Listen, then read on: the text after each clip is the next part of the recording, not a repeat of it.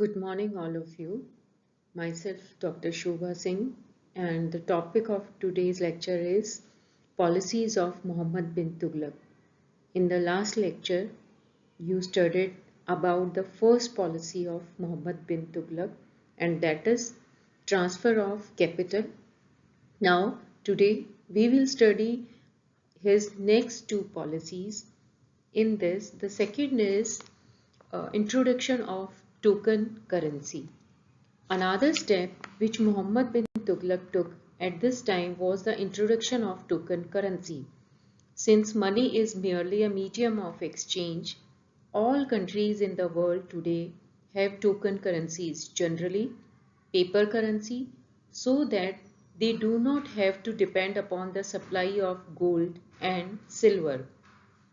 There was a shortage of silver in the world in the 14th century. Moreover, Kublai Khan of China had already successfully experimented with the token currency. A Mongol ruler of Iran, Ghazi Khan, had also experimented with it. Muhammad bin Tughlaq decided to introduce a bronze coin which was to have the same value as the silver tanka. Specimens of this coin have been found in different parts of India and can be seen in museums. The idea of a token currency was a new one in India, and it was difficult to induce the traders as well as the common man to accept it. Muhammad bin Tughlaq might still have been successful if the government had been able to prevent people from forging the new coins. The government was not able to do so, and soon the new coins began to be greatly devalued in the markets. Finally, Muhammad Tughlaq decided to withdraw the token currency. He promised to exchange silver pieces for bronze coins. In this way, many people exchanged the new coins, but the forged coins which could be found out from tests were not exchanged.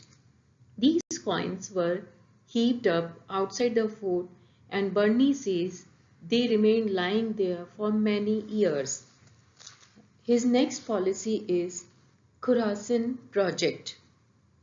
After coming back from Devgir, the Sultan recruited a large army in order to occupy Ghazni and Afghanistan. Burney says that his object was to occupy Khorasan and Iraq. We have no means of finding out the true objective of Muhammad bin Tughlaq. Maybe his objective was to re-establish what has been called the scientific frontier, like the line formed by the Hind Kush and Kandhar. Many of the princes and others who had fled from Central Asia and taken shelter at the court of Muhammad bin Tughlaq may have thought that it was a good opportunity to oust the Mongol from the area. After a year and following the failure of the experiment of establishing a token currency and improvement of relations with Mongols, the army was disbanded. Meanwhile, the situation in Central Asia changed rapidly. In due course, Timur united the entire area under his control and posed a fresh threat to India. In this way, this policy also failed.